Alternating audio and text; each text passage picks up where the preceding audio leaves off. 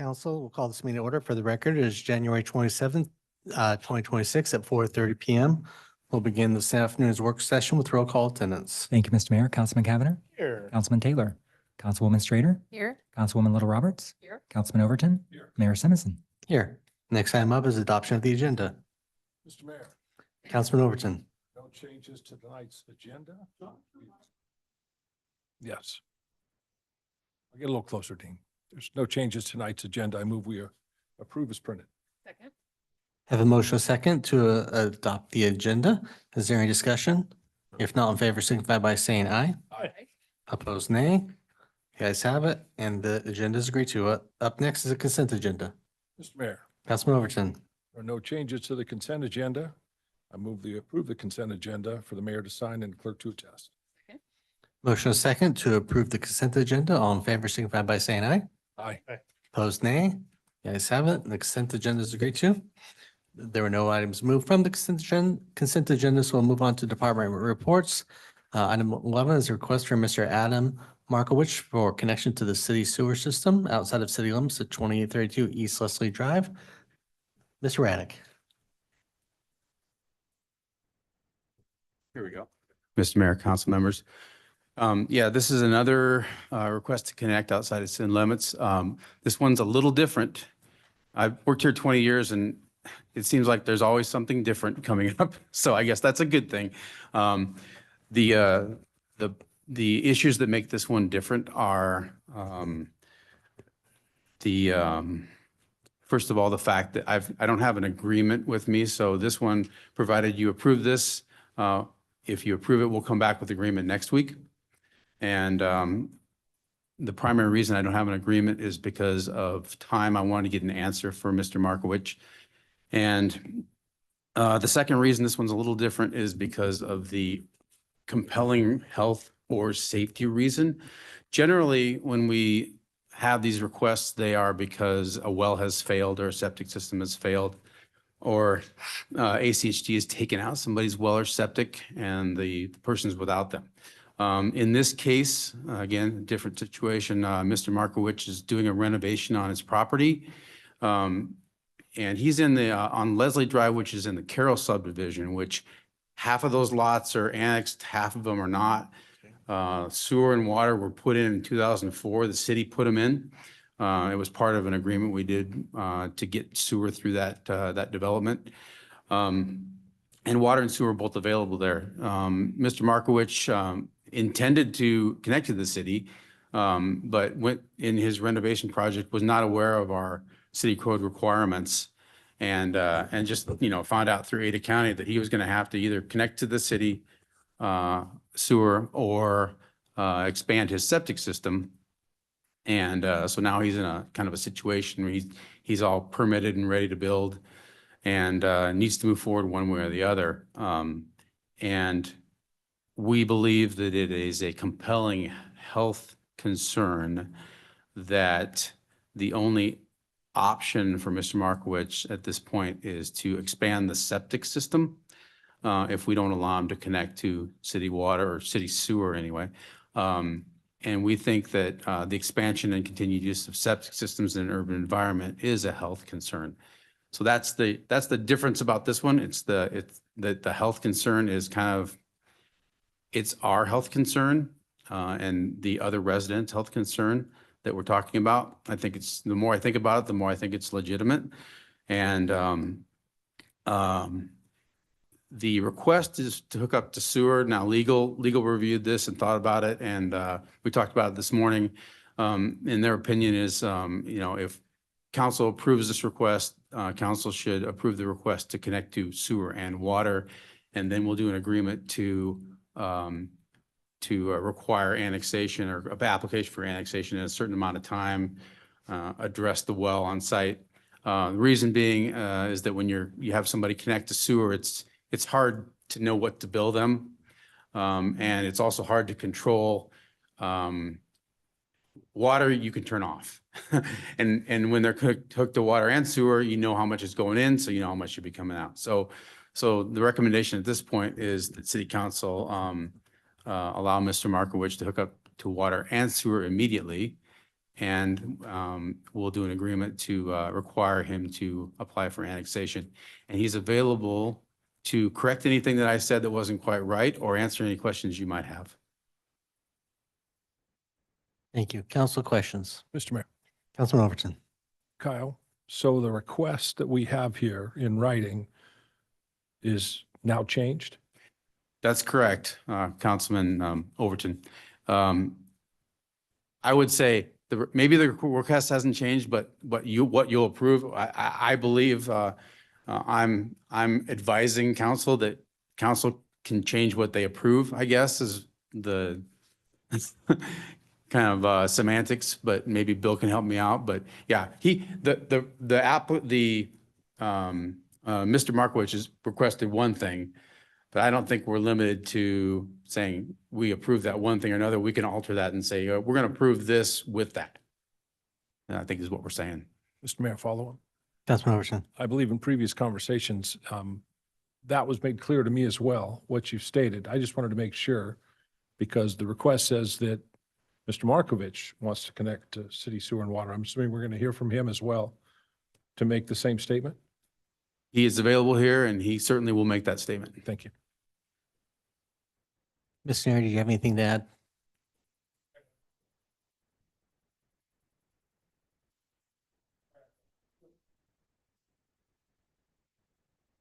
No, you're right on as to what your recollection is. We recommended both sewer and water for long-term, of the city trying to manage it. It's much more difficult when there's only one. Council, any additional questions for staff? Mr. Markowitz, would you like to come and make any comments? I think just so council, if they have any. Thank you, council. Thank you, Mayor. As Kyle said, I'm just here to request to connect to city services outside of city limits. And basically what happened is I made an assumption that I could do so without knowing the code. I am a contractor. I have dealt with this before, just not in this jurisdiction. So I haven't had to do this exactly. This is going to be my primary residence, so I intended to annex in anyways. So I guess that's the main gist of it. Council, any questions? Mr. Mayor, Councilman Overton. Mr. Markovich, just to confirm, the item on our agenda said you were just wanting to connect up to sewer. But as you stand here and as we've heard today, are you confirming that you would like to change that to hook up to sewer and water? Yes, my understanding is it's required both anyways, right? Correct. I Yeah. just want to hear it from you. Yeah, Before we connect to sewer and water. Yeah, Thank you, sir. Thank you. thank you.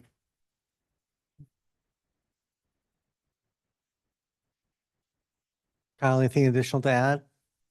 Mr. Mayor, no. Council, unless there's objection, should we have them bring back that next week, sewer and water? Mr. Mayor, Councilwoman Lil Roberts? Kyle, will a like timeline for annexation?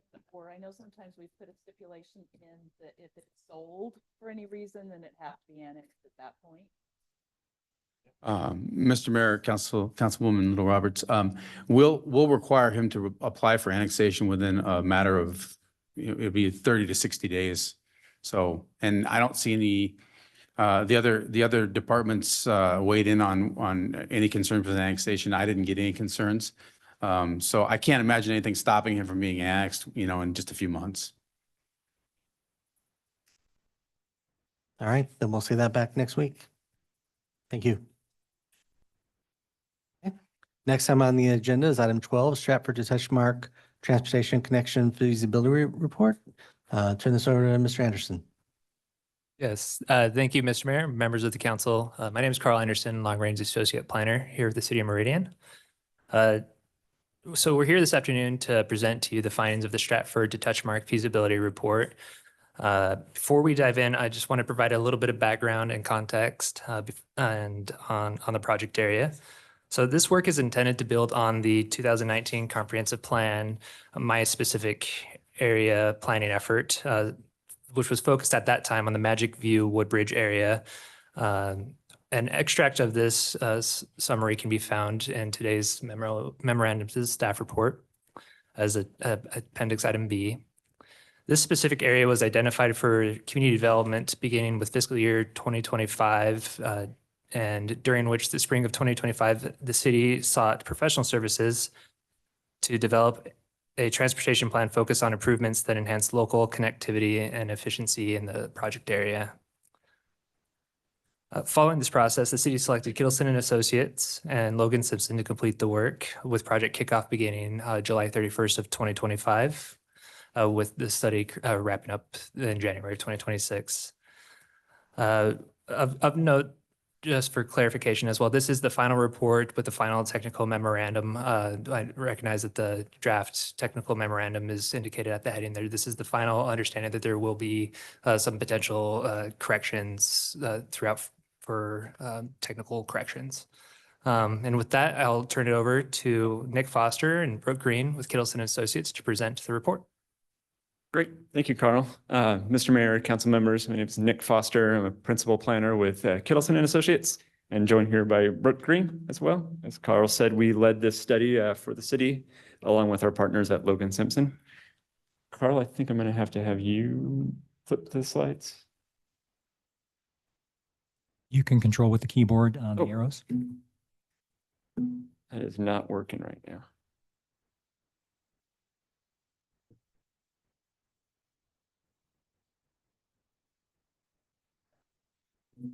Yep, thank you.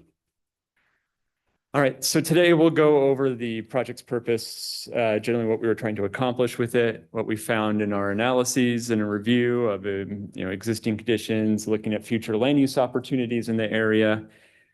We'll get into the different connectivity alternatives we evaluated, our assessment of them, opportunities and challenges related to them. And then we'll talk a little bit about potential next steps for the city and its partners. So again, the goal here was to look at how can we improve connectivity in this area of Meridian to reduce stress on those major roads, particularly Eagle, Locust Grove, Franklin, to improve emergency response times in this area. You don't have a lot of connectivity through there, as we'll talk about later. Generally enhance quality of life in the area. And then really one of the big drivers for this, coming out of that comprehensive plan, was to support economic development in this area, where you've got a lot of similar uses on either side of the area, or synergistic uses with your medical facilities on the other side, with St. Luke's, east of Eagle Road, ICOM, ISU on the west side of Locust Grove Road. And then just talking here a moment ago about water sewer connections, we're looking at an area right now that is on aging well and septic infrastructure. And so city staff have had concerns about public health in the area. And so thinking how could development and transportation infrastructure help facilitate the extension of public utilities through this area. On the screen now is the study area for this project. We had two different study areas. Most of this presentation, we're going to be focused on this, or what we call the focus study area, which is really looking between Touchmark and Eagle Road. But we did also look a little bit at opportunities extending further over to Meridian Road and over to Touchmark. I'm sorry, I said Touchmark earlier. It's Stratford to Eagle, but then we also looked all the way over to Touchmark on the east side. We engaged stakeholders throughout this process, including ICOM, ISU, West Ada School District, St. Luke's, city staff, and some other groups with interest in the area. And this figure here sort of summarizes known challenges identified through that process of meeting with those stakeholders, as well as our own previous assessments of this area through the comprehensive plan, or just examining the area. And you can see there's a number of different challenges. On the west side, we have circuitous routing going through over to Meridian Road. We had, concerns expressed by ISU and the schools about traffic calming or pedestrian safety along Central Drive, along their frontage. We have congestion concerns at major intersections with Locust Grove, with Eagle Road. Going between Locust Grove and Eagle, as you're all well aware, there's not a great direct connection from Central Drive all the way over to Eagle. That's one of the big focus areas here. And people are cutting through Woodbridge to make that connection right now. They've gone through some traffic calming studies in the past with the ACHD. They've qualified on technical criteria, but haven't been able to muster the support to actually implement it. And then St. Luke's has concerns related to their campus as well. Our partners at Logan Simpson did look at the land use analysis. They were the ones who led the comprehensive plan about 7 years ago when that was done. And what they identified, the comprehensive plan really envisions for this area is, on that southern end, a greater mix of uses, right? There was talks during the comprehensive plan and through some of these discussions, in particular about future employment in that area, recognizing that you've got all this medical and other facilities in the area but you have this big gap of currently low density residential in between, without much in the way of connectivity. And so if you look through the report and the memorandum, they have more details on housing and land use projections based on this. All right, we initially developed 5 different alternatives for that primary connection between Central Drive and Eagle Road. And we screened them looking at their impacts on land use or potential to support future redevelopment in the area, how well they might perform from a transportation and utility extension perspective, and then what might be their impacts be, or the feasibility of construction be in terms of right-of-way impacts to existing parcels, housing, et cetera. So we have this big map here that shows the 5 different concepts. You can see going from north to south, we had a concept A shown there in green, which uses entirely existing roads. Challenges with that. That's what's there today. And, that's not working well in regards to transportation connectivity and doesn't do much to support the economic development or the infrastructure concerns related to public health on the southern section. Concept B is that dashed blue line that runs straight across just south of the Magic View subdivision area. An improvement on what's there today maybe, but still not quite getting all the way there from a transportation perspective or supporting economic development to the south, but does have fewer impacts in the south.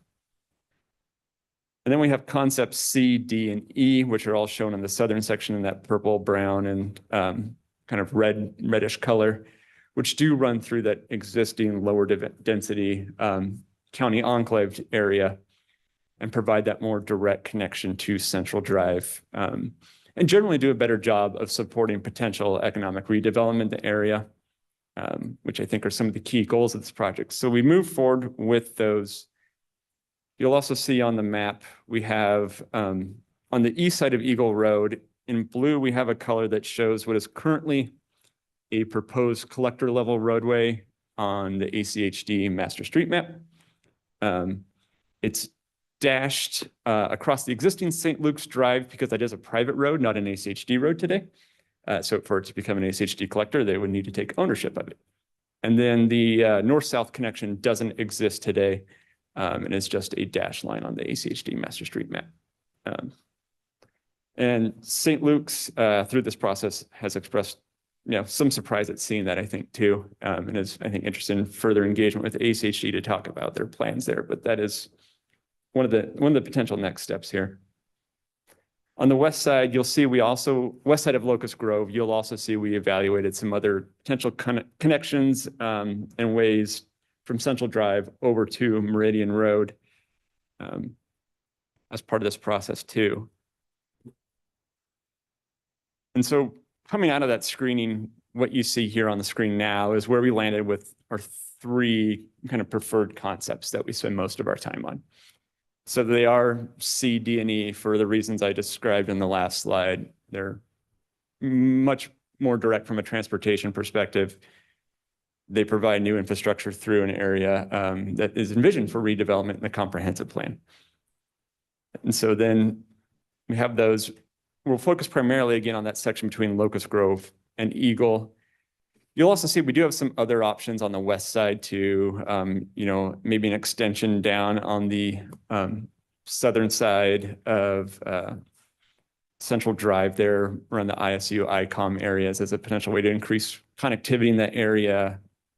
Likely expensive to complete that with the connection across Locust Grove, but shown here as something to consider in the future potentially. We also looked at different ways of how could you improve the routing over from Central Drive over to Meridian Road in Maine. Ultimately, you'll see on the next screens, we landed on a preferred option of maybe realigning Central Drive to create a more direct connection where it comes across Stratford Drive today, and then routing people still up through Corporate like is done today, where you have two different intersections, one with Maine, one with Meridian. It's a greater capacity to continue handling traffic versus trying to funnel another extension of Central Drive straight through to that existing, multi-legged intersection where the couplet comes back together.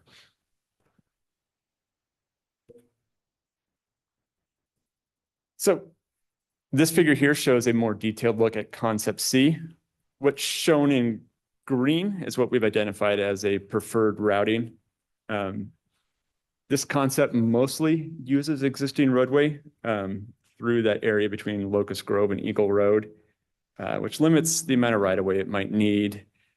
The flip side is it also means it goes along an area with a lot of front-on housing, right? So that has potential impacts, obviously, to the people who currently live there. It's on the northern area there. Again, lots of existing homes already. Maybe does limit the potential that redevelopment is going to occur or be as attractive in that area to catalyze the road development too. So maybe a little less benefit from that perspective. But if you were doing this as a public project, most of that roadway infrastructure is already there. But yeah, that currently it's still a circuitous type of alignment. So not the most direct from a transportation perspective, does limit development potential. And that existing roadway is not up to current ACHD collector standards, so you'd have to still widen it out. Even though it is an existing road, there'd still be impacts, even if you were to build this as a public road project. Concept D, we call it the Central Drive extension, is just a straightforward push right on through. This is our most direct concept we evaluated. It provides some good opportunities for potential for a larger scale redevelopment, if someone were to assemble parcels along this corridor. It also, I believe, was the preferred concept in the comprehensive plan too, several years ago. If you were doing this as a public project, you'd have greater construction challenges because you have to build more roadway. But again, there's greater redevelopment potential with D than there is C. A little too far. Comprehensive, then finally E, this was another alignment evaluated in the comprehensive plan. This one, our land use consultant believes is attractive for redevelopment purposes because it runs right through that commercially zoned, or not commercial zone, commercial area shown in the future land use map. You also have, freeway visibility if you were looking for those types of uses. So you could see, market-driven development potentially like in this type of alignment because of that visibility if it's that type of development. It's not quite as direct as that last concept we just reviewed, right? You have to go south to then go back up north again. But it does also have it does have lesser impacts to existing parcels than concept D there because it does run away from a lot of existing homes. So some trade-offs there in terms of its transportation connectivity and development potential. So finally, we did a high level assessment of these all, looking at different criteria. And what we found is that generally from what we're trying to accomplish here, what the hopes of the city were for this type of connection related to redevelopment and improving transportation connectivity, we get the best performance from concepts D and E. Potentially the best overall from D, but again, E depends on the type of development coming into the area. Obviously, there's trade-offs then with the amount of new roadway required or amount of approved roadway, more significant with D and E than maybe concept C was. But D&E generally performing better from the stated goals of the project. So to wrap things up on, next steps from here, then I think Carl will close it out with some final thoughts here after I do. And then we'd love some questions from the council. But would be working, assuming this goes forward as a road to be built through market-driven development, which is probably a good likely way. ACHD, as a general rule, doesn't build new collectors itself. It looks for that to happen through the land development process. Would be work with ACHD to get something on their master street map showing an alignment through here, which will help preserve what the city is trying to accomplish as development comes in or considers the future area here. Then as that goes through, there could be more examinations of what does this mean from an intersection perspective, intersection design perspective, what's the best treatment for people walking and biking through here, traffic calming, things like that. There'd be a lot more other steps if this was to go forward as in a publicly funded project by the city or ACHD, related to actually developing concepts and going through a public engagement process to really vet them. But again, this type of roadway is typically built in Ada County, through to the development process. Yeah. And with that, Carl, you want to close out with some thoughts? Yes, thank you. So thanks, Nick. So with that, just as a result of this work and the identified next steps, staff have ranked and recommend prioritizing the concepts as they're proposed here, C, D, and E, in the order above, with the preferred concept being concept D, believing that it accomplishes most of the objectives for this work, followed by E and C. This ranking is largely informed by the comparative analysis provided in the report, and it was also generally consistent with my Meridian specific area plan work from 2019 for the portion of the study area in the Magic View Woodbridge area as well, though this effort did expand upon that, looking further east and west. As indicated in the prior slide, this effort identified several potential next steps that the city Meridian may undertake to further this work, and they may occur in a variety of different options in different areas. It is a large study area, and there may be some sections that can move forward while other work occurs. So for example, looking further west of Locust, maybe one specific portion of the study area, and then prioritizing areas between Locust and Eagle, and then east of Eagle as well. So each of them kind of all have their own potential next steps as well. One point of clarification or just a note for council is there are multiple, or at least there were two current development applications within the study area that I just want to touch on briefly, just to provide a quick update. So one of those applications did withdraw just to wait and see what the results of the study were for the area. The other council is scheduled to hear next month. Staff has worked with the current planner assigned to that application, and they provided that applicant with the final report. And we do anticipate some additional coordination between now and next month's council meeting. So I just want council to know that that applicant team should have the final report. And yes, but with that, I'm happy to, I'd like to turn over for discussion. Staff would be interested in hearing from council as far as council's thoughts is related to the concepts, the prioritization of them and the order presented, and, potential next steps. Thank you. All right, thank you, Carl. Council, questions for Nick or Brooke, knowing it is the legislative session? I think she's open for all questions on all topics and all issues. Oh, sorry. I mean, questions for Nick at this time? Mr. Mayor, Councilman Schrader. can we take a look at concept B again really quick? It's one that I didn't really do a deep dive on, but I just.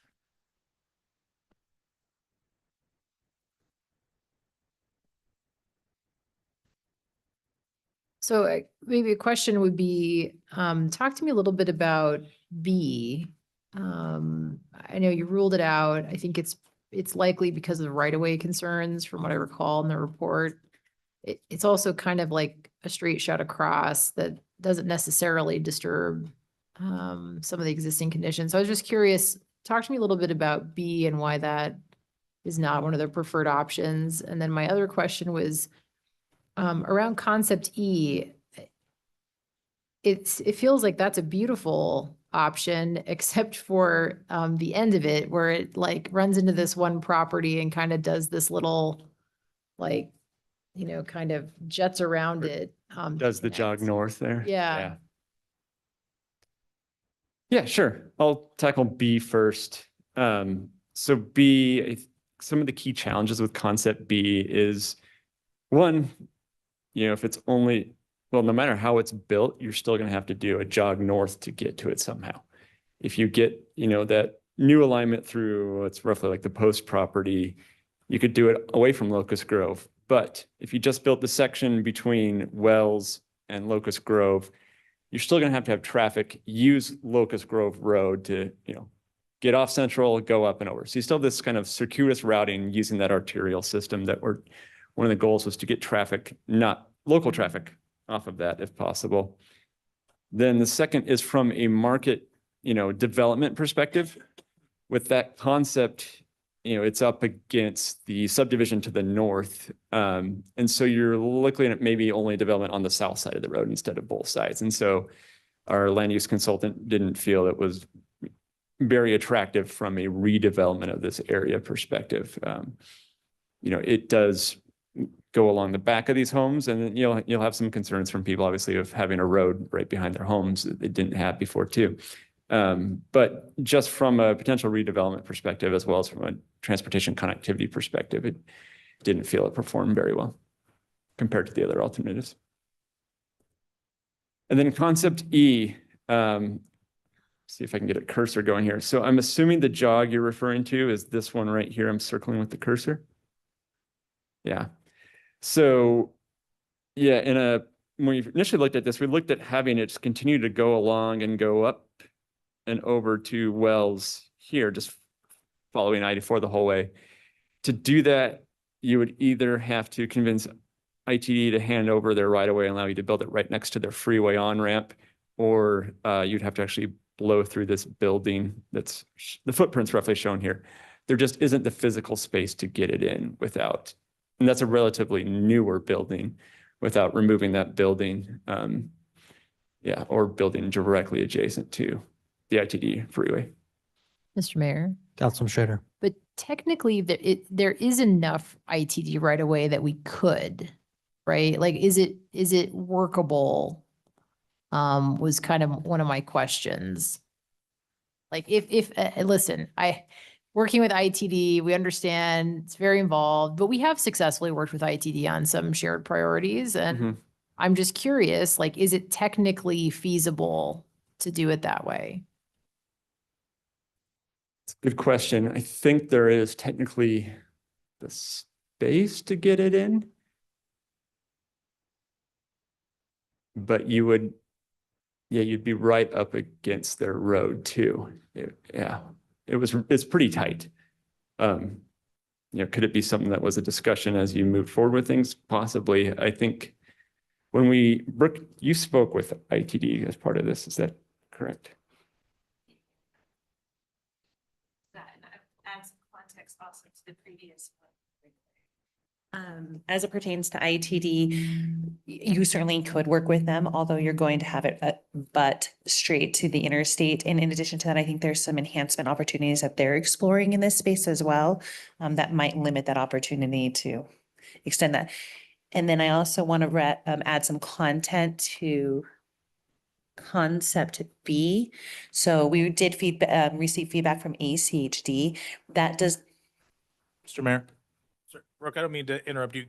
Is there an option that we Is can it try to fix me? the feedback? It is just really hard for me to hear you. No, Just need to fair move the enough. microphones away. That's the only ability. If I step back, is that better? No clue. It's not you. I think it's more of our mics I'm seeing maybe separate the microphones apart. Is that what that symbol? Great. Is that better? No. Okay, fabulous. Do you want to add some additional content to concept B? What I was highlighting was it doesn't meet ACHD's intersection. Is this just better if I speak out here? Wish I had an answer for you. That does seem It- better. Maybe put the computer down. Yeah, something happened when I The- came the- back. The computer at my house impacts my stuff, Okay, maybe that's or my better. cell phone. Fabulous. Oh, for the record, Brooke Green. So to what I was trying to add some content related to concept B is when we met with ACHD and their feedback that they provided, that intersection will not meet their intersection spacing. So should that concept move forward, there would have to be some modifications either to their policy itself or to the actual plan, which could limit, you wouldn't necessarily have that opportunity to go through. It would probably have to be right in and right out. So I just wanted to add some content to concept B. And based on my quick check again on Google Earth, you could fit a road in, but you're going to be directly up against that building and the ITD road. So yeah, it would be technically a challenge at that point. Yeah. With no room to spare for utilities or anything. Mr. Mayor, Councilman Taylor. question I have, in terms of utilizing market forces to bring the redevelopment dollars and interest to this spot. You mentioned that, concept E might be more attractive from a commercial, exposure point of view, but from the future land use map and what we want to see there, do you, outside of that, if we went with what staff was recommending with D, does that bring the kind of redevelopment attraction from your experience that people would see this as an attractive sort of connector through here, that you'd start to see that? Because I'm kind of curious, just thinking through what kind of projects are coming here. And I can't remember if the future land use map, is it commercial or was it mixed use? Because I'm trying to think, what are we trying to bring here? I know we've got some residential interests here, but are we trying to look for some commercial, some office space? I mean, I'm just trying to see like what concept would actually bring us the type of interest and development we're looking for. Sure, and I can answer at least a portion of that, Mr. Mayor, Councilmember Taylor. So the comprehensive plan was updated as a result of the My Specific Meridian area planning work from 2019, which designated much of this area as mixed-use neighborhood. So it does envision some residential, with some employment and neighborhood-serving uses through there. It envisioned potential linear parkway or park amenities as well in the area, really looking at enhancing that connectivity between the east and west portions of the project area. Yeah, Mr. Mayor, Councilmember Taylor. Yeah, what you see on the screen here, the green is that mixed use neighborhood thing. What's in red is the commercial. Yeah, our land use consultant felt pretty strongly about both alternatives D and E having their benefits. They're just slightly different with what they might provide in terms of, one provides that freeway visibility, which is nice. But with D, you get that straight shot through. You could have development on both sides of it. It runs right through your mixed use neighborhood. You could create more of a boulevard type feel even if you wanted to. Mr. Mayor, follow-up? Councilman Taylor. Is the intersection there on Locust Grove where this is proposing, is that already at a satisfactory level or would that need to be redone? Do you know? That might not be a question for you, but. Yeah, Mr. Mayor, Councilmember Taylor, we did not do an intersection analysis there. I would guess most of it is operating okay, except maybe during some like peak of the peak times with that northbound left in, probably during the school times, because you don't have a ton of demand coming from the east right now. You'd want to relook at it when you were putting a road through as to how that would need to function. ACHD does have a roundabout there on their master street map in the future. But again, that would be re-examined as part of any major development in this area. Mr. Mayor. Councilman Overton. Nick and Brooke and Carl, thank you for doing the work you've done on this. My concern's a little more current I want to come up with a agreed upon, whether it's one or two or all three preferred routes, but in such a manner that we don't make mistakes that we've made in the past, where we decide on a preferred route, but we have current applications that could possibly take one of those preferred routes off the table. And I guess my biggest concern is, I know we're not discussing that project tonight, but I want to make sure that as we do work through this, is that idea of what these preferred routes are going to be something that would have to be met by those applicants, any applicant. So we prefer these preferred routes and don't lose them in the future. Does that make sense? Yes. Carl, do you want to, or Brian? Mr. Mayor, Councilman Overton, the best tool to preserve for corridors that align with the city's comprehensive plan is to include them on ACHD's master street map. That allows both ACHD staff and city staff to ensure that when a development comes in, they're not negatively impacting that or easily removing them as viable options in the future. I do want to note, though, that even when it's on ACHD's master street map, decision makers have in the past still allowed alternatives that have sort of done that. I'd say really the best way to make sure that we aren't undoing potential work in the future is to make investments of some sort into that corridor. That doesn't necessarily mean infrastructure improvements, but having a leg in the game. Mr. Mayor, follow up? Councilman Overton. I appreciate that, Brian. Again, my concern is I've seen us do it in the past, and we didn't do it intentionally. We did it because we had desired routes we wanted to have the city build, and then we allowed developments to go in and take those off the table. And I just want to make sure as we're looking at this, that we're doing all the work necessary to make sure that we're preserving these preferred routes. Because if all we do is we stop at what we're doing tonight, and we haven't got that on the ACHD street map, then I guess we're still leaving that open for future development to take away our preferred routes. Is that what I'm hearing?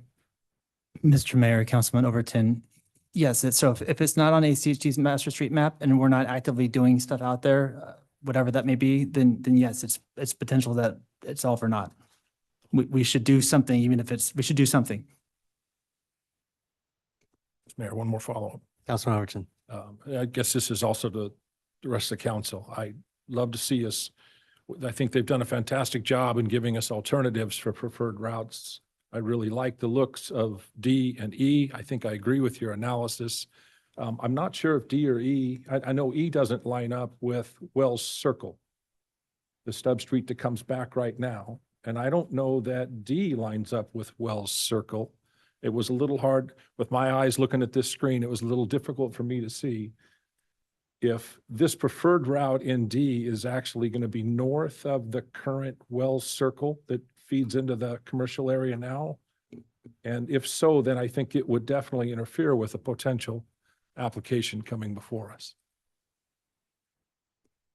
Mr. Mayor, Councilman Overton, what you're not seeing here is, for example, future intersection configurations. There would have to be an intersection configuration there, just like we know Central and Stratford is an issue.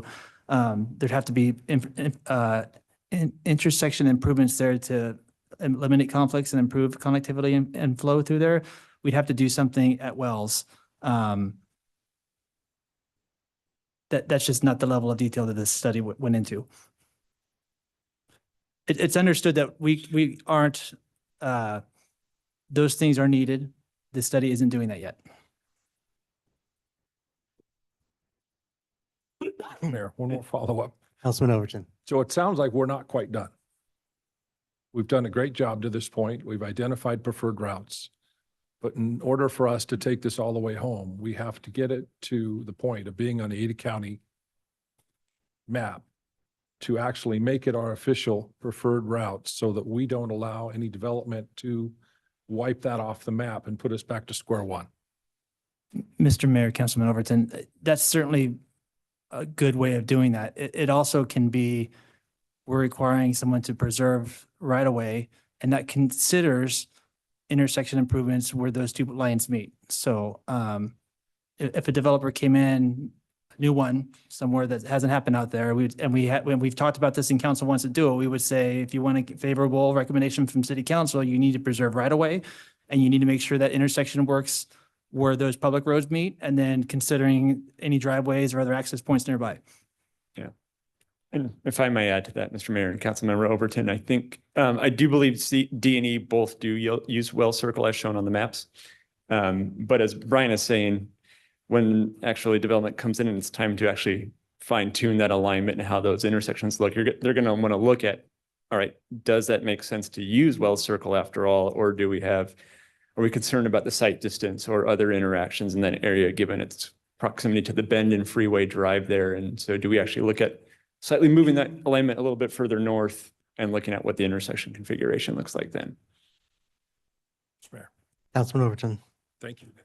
Yeah, you're welcome. As we've talked about this multiple times over the past few years, I think the assumption's always been that Wells Circle would just naturally be that connection coming from Locust Grove. It would come through and connect. And I was always a little skeptical that what if that's not? And what if that point is actually going to be further to the north and that we need to preserve more of that land to the north for that potential preferred route? So thank you very much. You're welcome. Thank you. And I can kind of piggyback on these comments.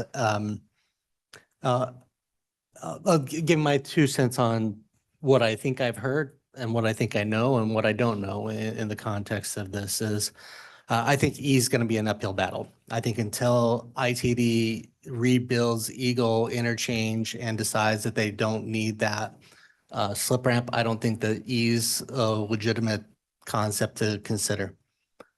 Just going to put that out there.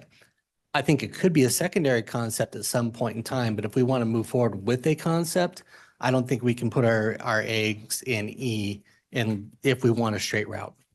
Yeah. It will bend if that's the one, but I think that a DS route with an additional E route in the future might work, but it's going to wait until ITD determines what happens in that area, in my opinion, if we wanted to have the biggest straight thing. And that's my biggest concern with all of this, frankly, is if we don't make this easier than driving through Woodbridge, no one's going to use it. Yep. You know, and then we might as well just go back to the drawing board or just close off Woodbridge and say, make it a gated community and don't let people go through there. And that's my challenge with every one of the bends and these roads and these locations. Cause you know, when I look at concept D, I actually say, yeah, we're going to go cut between the hotel and come along the back of the other one and go north of Wells. And that's the path that creates a straight route without creating a couple 90-degree turns that again, just get us back to what hopefully we're going to get away from over on the other side where we have a 90-degree turn with the left at the end of the school. So it's like, I don't know how I would ever could say, let's do a road that looks just like the one we want to change a mile away. In my opinion. Doesn't mean you couldn't do the one that runs along the back of Woodbridge and swoop it down and take out. And that's where I'm at. I think you have to get beyond the point of following lines of property owners. You have to put in the road that you think works for the long-term development of the city. And that's uncomfortable. This may not be preferred, but if we don't do that, then I don't know why we would be doing this. It's going to be enough to get people to come off of enter at the McDonald's and take those things just to get them to take on one of these routes unless it is super fast. Yeah. Because it's not that hard to go through Woodbridge, even with a few of the things they put in there, if that's what people want to do.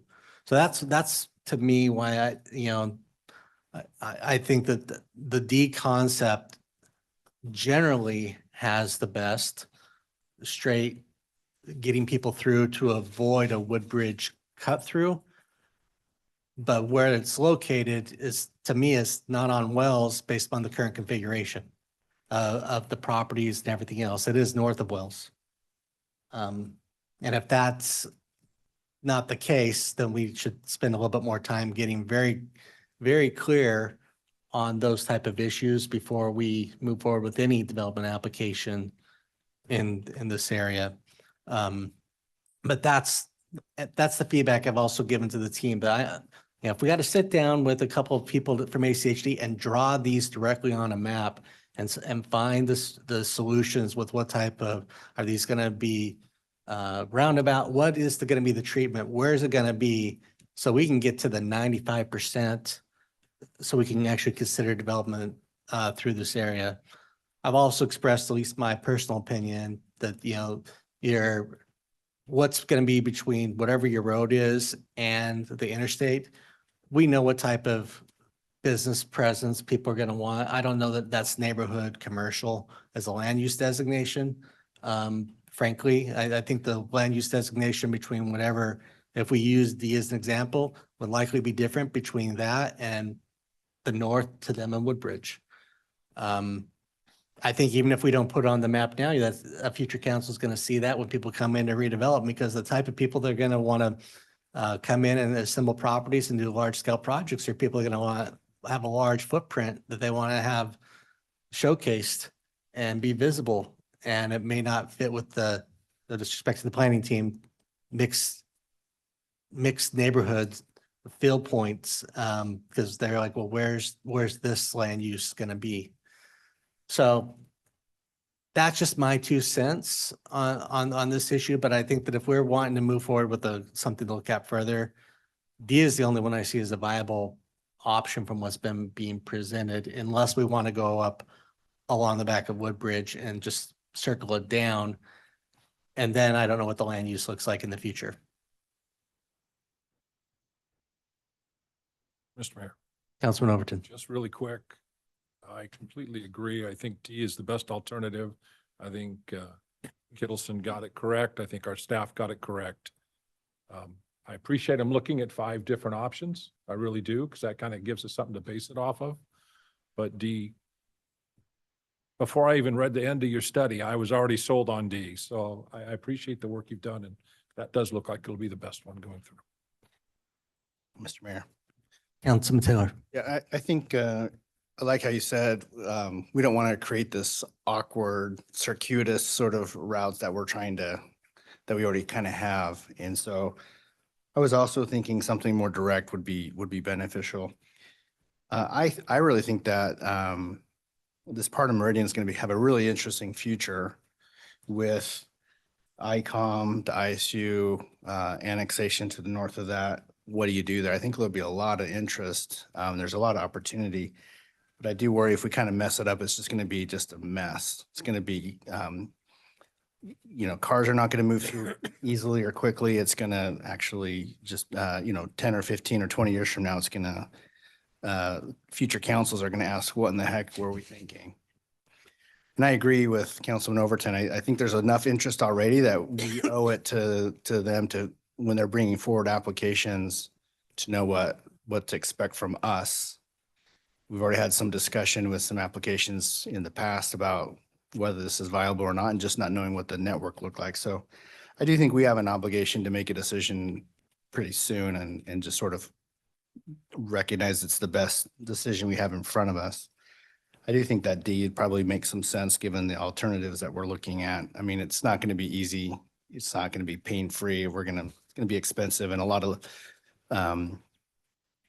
people's properties are going to be disrupted at some point. And that's, we understand that, but I do encourage us. I think we need to make a decision and kind of stick with that. And so we can, Brian, I appreciate what you said about, making sure that this got into the master street map, planning for ACHD is kind of the most important next step we can do, but we have to signal that that's where we want to go.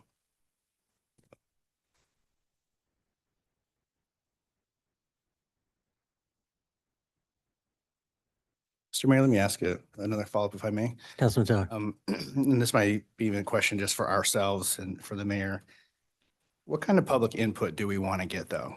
Do we want, we can make this decision based on the things we have, but is this something where we want to invite some input, some hearings from developers, from the people that live there to say, here's our options that we're working through. What feedback do you have? I think it might be significant enough that we might want to consider getting that input. And I'm not sure if that input is going to be part of getting this included into the master street plan with ACHD, but I think we might do well to have some opportunity for the public to tell us what they think of a few of these plans. Carl, Brian, or me? Thank you, Mr. Mayor, members of the council, and I can certainly start that one. And Brian, Mr. Mayor, if you have any further input. You know, as originally envisioned when we started kicking this off, we wanted to do some digital outreach in addition to some of the stakeholder engagement that was conducted for this. You know, but this is really looking at identifying potential high level at kind of the concept level, understanding that we're going to have some next steps that we need to do. One of these first ones is to update the master street map with ACHD. I would envision that when we get to a point here and we received council's feedback and which has been very helpful, and thank you for that. I think we would want to do some level of public outreach to gather feedback on some of that. Thank you. Yeah, that's what we envisioned was once we kind of had a preferred, that's where we would engage. Because both the question about what is the land use or the land use, is it going to change? What is the preferred route and treatments that we may want to look at through that process? Just to kind of close the loop on that, because I'm thinking we may want to reconsider what the appropriate land use is here. I mean, it might be a little bit more of a commercial or not, I don't know. So I kind of, because I see this as a very unique piece of Meridian with the frontage and the freeway and kind of what's going on there. I'd kind of like to have that discussion a little bit broader on that. So thank you for that. Councilman Kevener. Thanks, Mr. Mayor. I recognize, I think, kind of the goal that you're trying to achieve in terms of let's narrow the path before we present to the public. I think it is really important, though, that we get really strong public buy-in on what I think is the preferred option. But I guess I go back, they have been stakeholders and vocal on this. And rather than us saying, we have figured it out, here you are, maybe there's an opportunity to say, here's the options that we are considering. We like D, but I think to give them the opportunity to weigh in and say, no, we like D too. Or for whatever reason, we would prefer C, or again, we may hear we like E, but we can certainly lay the case that, you know, A or E seems unlikely. It will come as no surprise. I'm more supportive of trying to bring those neighbor stakeholders along with us to the conclusion as opposed to presenting a conclusion to them. Yeah, and I think the challenge throughout all of this is, and I don't know if there's been much turnover since we went through the comp plan. The people that may implement these roads are not the people that are going to be living there when this happens. It's going to be the development community, if this area ever redevelops. If these people never sell, doesn't matter. We can put all these nice lines on the because we're not talking about going out and asking ACHD to start building these roads. This is the future redevelopment of these parcels come into the city, what it is that we want. So I understand it. I also don't think that we're going to get a desire to have any of these roads built by the current residents that live in these properties. I'm sure the residents of Woodbridge would care about which, and would even give us feedback on whatever options we want. So I think that's becomes part of the question is, are we planning for the future of the city, or are we meeting the current inhabitants of these parcels preferred options? And it's a balance. It is. You can do both. I don't think any of this is envisioned unless redevelopment happens, that none of this is likely going to occur, except for you could make an argument that E is the only one that could potentially occur without redevelopment. Sure. Mr. Mayor. I know Councilwoman Schrader has been trying to get back in too. Thank you, Mr. Mayor. Appreciate it. Just some feedback. I think that D could be the priority, if that's kind of what we're deciding. I'm very concerned about not also preserving right-of-way along E. I understand E is not feasible today, and E is probably not feasible even in 10 years, but I'm trying to imagine if ICOM and ISU end up expanding their campus in like 20 or 30 years, and it starts to look like Boise State University, and we start to see that kind of a footprint here. I think we need both to make that work. So I guess that's one piece of feedback for me. I think, engaging with different bodies to discuss it is great. I think getting it on the master street map is important. If we want to do a public process, I'm supportive of that. I'm okay with prioritizing D, but not at the expense of eliminating the preservation of E. I actually think we need to do both. So that's my feedback. I concur with that. That if my comments weren't that as direct, but yeah. Councilman Overton. So the way I look at this is not that this is the only road, of course, but this is the most direct route that we're trying to preserve initially. I think when we talk about how this would be built out, B, C, D, and E all run through that entire subdivision. And I'm cognizant of that. All four of those alternatives run through that subdivision. So it would cause that redevelopment, no matter which one of those became the reality. And when it was redeveloped, I think you'd have your preferred route, and I think you'd have a lot of roads that attach to it and make it work, much like if E ends up being built along with D. I think that's a reality. Now, I've got to tell you that there's a prior mayor put me on a task force on this way back in 2017 or 18. And it was Justin Lucas that I sat down with our planning staff. Caleb was there, I remember it. And we talked about what we would do with this area. And at that time, Justin representing ACHD, and I'm not going to hold him to it today, but I'm going to keep reminding him, he said it, was there's only one route that would work for us, and that's signal to signal. And that's the signal we've got right there currently, and that's the signal at St. Luke's Lane. He says the real trick is going to be doing what we're doing now, the hard work of developing what that preferred route is and how we get there. Because we don't know what that's going to look like. But that's 8 years ago. We knew then it was going to be a 10, 15-year plan at a minimum, because you've got to get the right development to come in and say they want to do it. Since that's happened, we have ICON. Since that's happened, now we have Idaho State University with a 30-year build out, already 1 year down as they're getting ready. So the urgency is getting greater, and we need to start acting to make those preservations and start to put those wheels in motion. But everybody knows, I think, me especially, that's been near and dear to my heart, that this is a long-range development that could be many, many years before we see it come to fruition. And while I 100% agree with Justin's comments, I'm also going to say one thing that wasn't listed in here is if you're going, if you're going south on Eagle Road, and if this road was in, you're not turning at the light.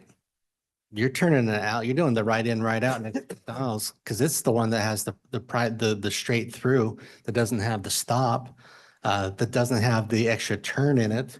So we can say that in some context, but unless you prevent that movement, that's actually going to be the de facto road that people are going to take to any of these alignments, in my humble opinion, coming that direction. You can't do that going north. Going north, you've got to go to the light. Come the other direction, though, you're not going to go through the light. Sorry.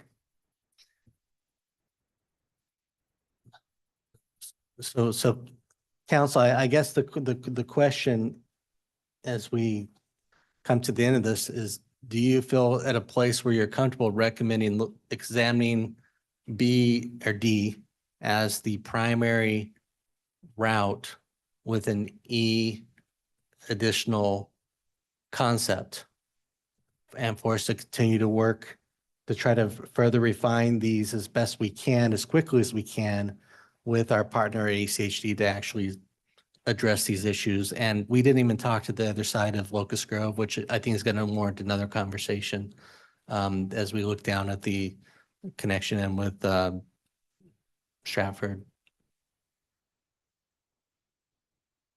That help you all get you far enough, Carl, Brian, Caleb, Dave? That does, Mr. Mayor, I believe, and I believe that gives us some direction. Thank you. Okay. Thank you very much. Thank you all. Appreciate it. Council, we're at the end of our agenda. Do I have a motion? Mr. Mayor, Councilman Overton. that we adjourn. Motion and second to adjourn. All in favor, signify by saying aye. Aye. Opposed, nay. The ayes have it. We're adjourned.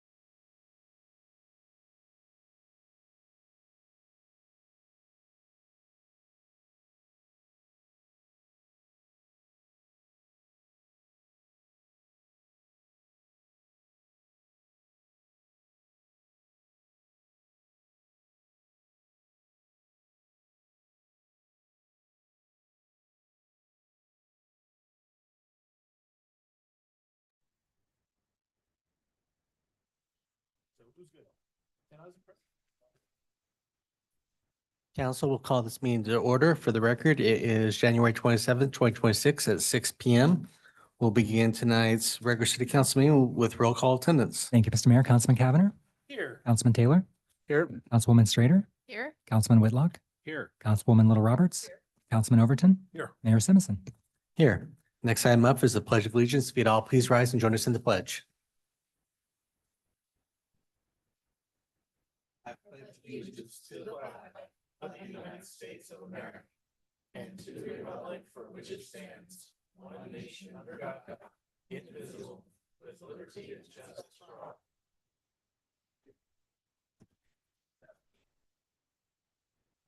Okay, next up is our community invocation and council. We have a treat. We have two people for the community invocation this evening, so we're going to have two different invocations.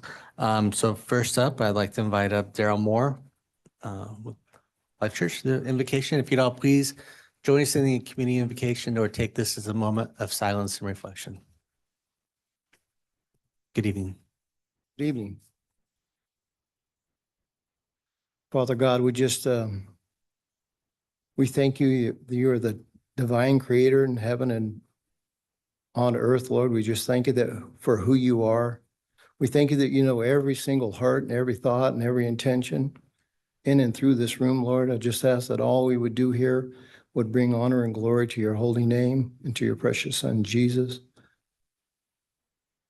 We thank you that you thirst for righteousness and justice, Lord. So I thank you that that's going to happen tonight in every aspect. We just praise you. Thank you for who you are. In Jesus' name, amen. Amen. Thank you. Councilman Strader, would you like to introduce our next? Mr. Mayor, I would be happy to. Next, we have Rabbi Johanna Hershenson from Congregation of Haveth Beth Israel. Welcome. Thank you. On this day, which happens to be recognized by the United Nations as International Holocaust Remembrance Day, we remember 6 million Jewish men, women, and children, and 5 million others who are murdered because of hatred, indifference, and fear. We honor their memory by reaffirming the dignity and infinite worth of every human life. We are mindful that our community and our nation are living through times of uncertainty and challenge. Drawing on wisdom of many faiths and moral traditions, may this council be guided by clarity, humility, and courage. May compassion shape conversation, integrity guide decisions, and respect for one another remain at the center of its work. In a time when divisions are felt across our country, may actions taken here model cooperation, care for the vulnerable, and a shared commitment for the common good of all who call Meridian home. Amen. Amen. Thank you. With that, we'll move on to adoption of the agenda. Mr. Mayor, Councilman Overton. there are no changes to the agenda. I move that we approve as published. I have a motion and a second to adopt the agenda as published. Is there any discussion? If not, all in favor signify by saying aye. Aye. Opposed, nay. The ayes have it, and the agenda is agreed to. Ms. Clerk, anyone signed up under public forum? Mr. Mayor, there's no signups. Okay, so with that, we'll move on to item 1, which is the department report for the Light My Fire check presentation. Carly, I'm going to turn this over to you and have you invite up any of our guests.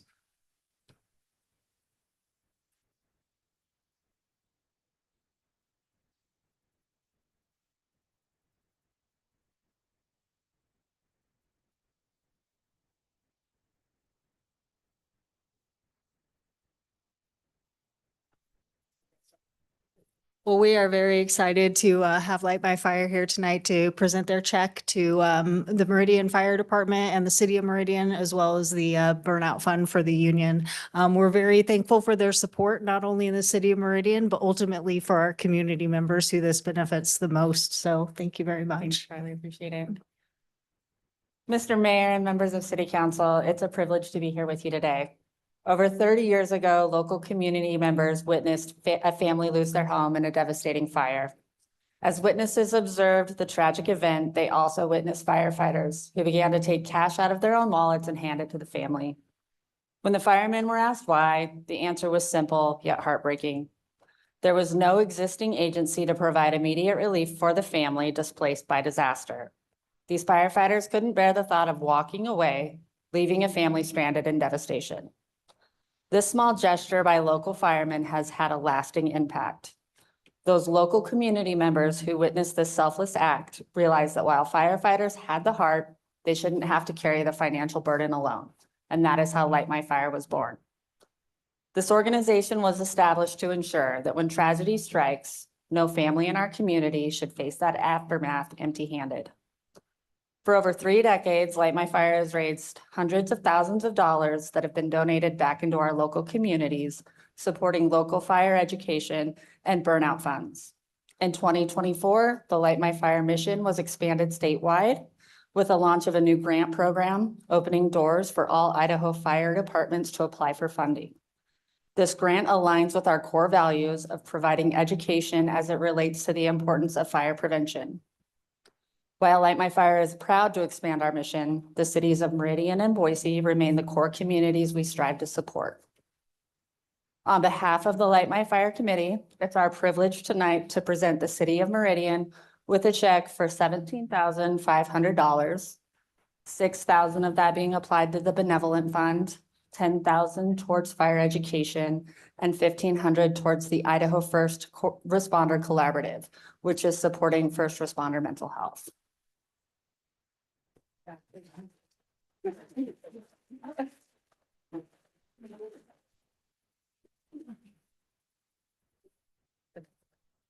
Just the, who else receiving the check?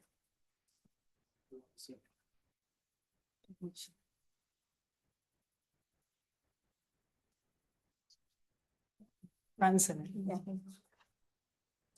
All right, all right. Come on, you're not leaving, are you? Okay.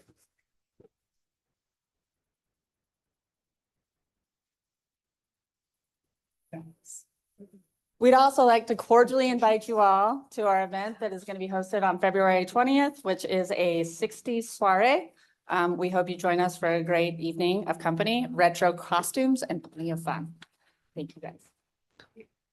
Thank you very much. I think I can speak in, I'm not, if other members of the council, but we so appreciate this work that you're doing and the value add and all the time and effort of this volunteer group that goes into helping make this happen. So appreciate you very much.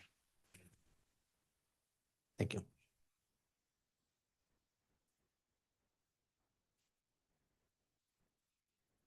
Okay, with that, we will move on to item 2, which is public hearing continued from January 13, 2025 for Cherry Blossom East subdivision. And we will continue this with any comments from staff. Good evening, Mr. Mayor, members of the council.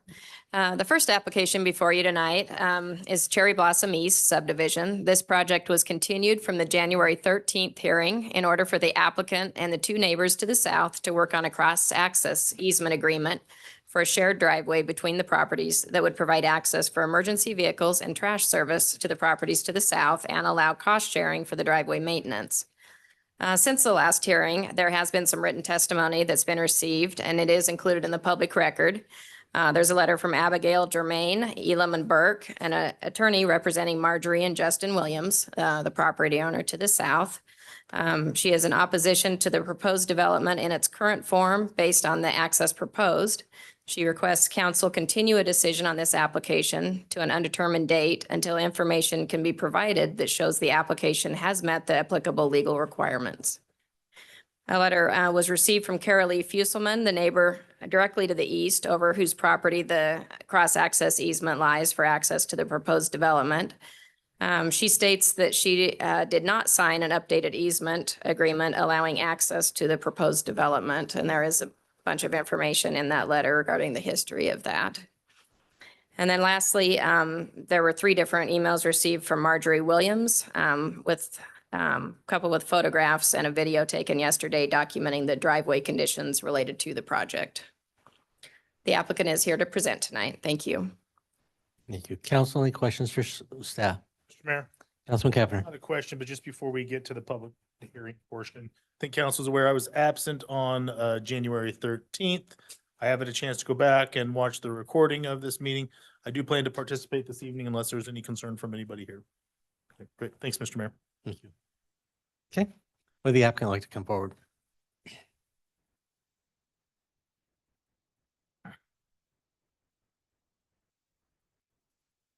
John Brecken Land Design, 6661 North Glenwood Street. And well, I have, I guess let's see, a pickup from last time. We did send a draft cross-access agreement to the neighbors. And they came back and wanted to negotiate that. And developer was not interested in discussing other improvements beyond that. And that's kind of where we stalled out. That's my main report. I have my presentation from before to assist in answering questions. And I have seen and read through the letter from the attorney, Elam and Burke, which is really a lot, it's all the same stuff we've talked about in the past about difference of opinion regarding UDC, various UDC codes and the access to the property. And I am prepared to answer any questions in that regard. I stand for questions. Council, any questions for the applicant?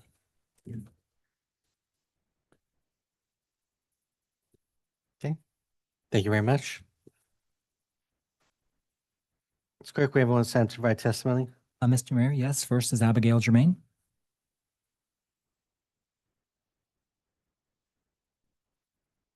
Good evening. State your name and address for the record. Good evening, Mr. Mayor, members of the council. For the record, Abby Germain with Elam and Burke, 251 East Front Street, Boise, Idaho, 83702.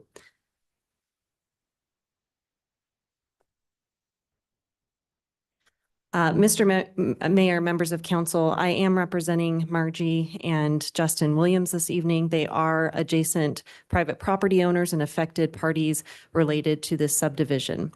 As a housekeeping matter, I would be requesting more than that 3-minute allotment if possible.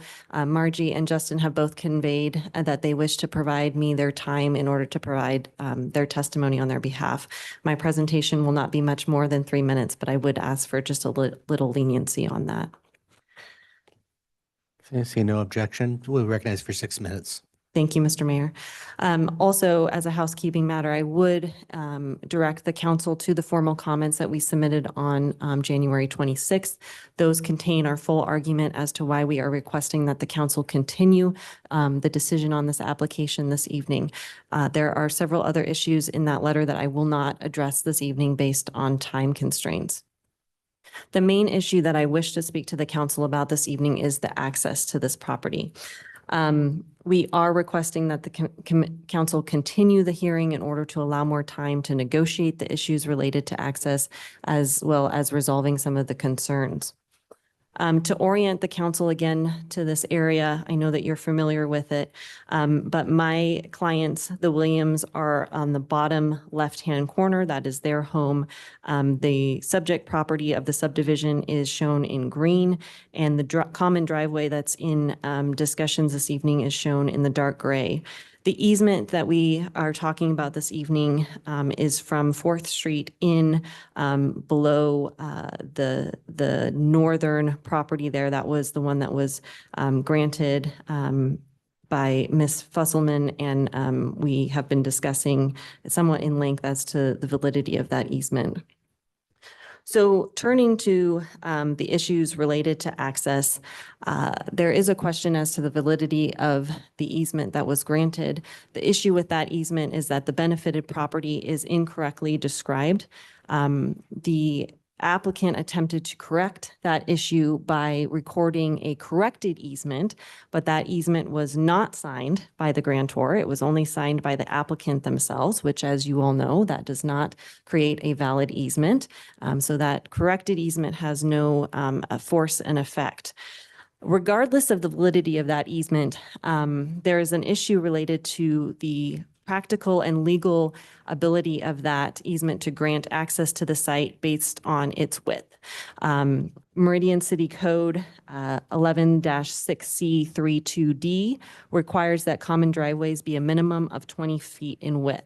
Staff has noted that there are various areas on this common driveway that will not meet that minimum standard, and that is due to the site characteristics of the property. So as you can see, this is looking west. The gravel area here is the area of the proposed new common driveway.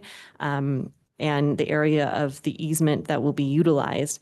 My client's property is that paved concrete strip, and that is their private driveway. Because the easement or the common driveway will not meet the minimum width of 20 feet, that will result in a trespass to my client's property on that private driveway. I think the most likely occurrence that we'll see this is based on emergency vehicles, solid waste services, and delivery trucks, as well as others utilizing that common driveway that need additional turning radius in order to access the property. I will acknowledge that the planning director does have the ability to modify or waive requirements and standards of a common driveway. However, they can only be modified if the exception would, and I quote, not be detrimental to the public health, safety, and welfare. That standard cannot be met here based on the fact that any reduction in that common driveway will result in a trespass to my client's property. I would also note that there is an issue related to the requirement to pave the common driveway. That is a requirement of code that the common driveway be paved. It is my understanding that the grantor of the easement is not going to consent to paving the driveway, so that is another criteria that the applicant cannot meet in this circumstance.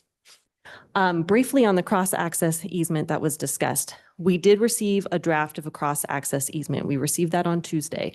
I reviewed that agreement with my client, and I could not advise my client to agree to the agreement as written. However, I did respond to the applicant's representative and told them that we would be happy to negotiate a cross-access easement. The response that I received from the representative was that it was a take it or leave it. And that unless we were going to sign the cross-access easement as is, they would represent to the city council that no agreement could be reached. I want to reiterate to the council that we are happy to discuss the terms of the cross-access easement, but obviously it needs to be something that is workable for all parties involved. Again, my formal comments submitted on the 26th contain other issues related to this application. There is a need for revision to the plat notes. A maintenance agreement for the common driveway is needed. There are outstanding irrigation issues related to the western subdivision, and there is a lack of drainage plans that would affect my client if drainage is not retained on site. I want to, again, reiterate for the council, my clients understand that the applicant has the ability to develop his private property. However, we would ask the council to take the time to ensure that the proposal that is ultimately approved is one that is suitable for the site and that does not have undue adverse impacts for my clients. And with that, I'd stand for any questions the council or the mayor may have. Thank you. Council, any questions? Mr. Mayor. Councilwoman Roberts. Abby, you covered a lot in, I think, 5 minutes. So if you wouldn't mind going back and talking about where you said the planning director can waive, but then you talked about some exceptions. And my question is, do those trespass, because you talked about trespass, is that limited to the concrete driveway, or would trespass include any other parts of property? Mr. Mayor, member of the council, I can't really say that for certain. What I can tell you is that I think it is very likely that a trespass would at least occur on the private driveway. Whether or not it would extend to property beyond the driveway, I don't know. I think there are concerns that just based on the width of this area and the amount of the fact that there are 3 additional homes going in, there is going to be more traffic on there. There's potentially going to be two-way traffic. And so there is the possibility for additional trespass.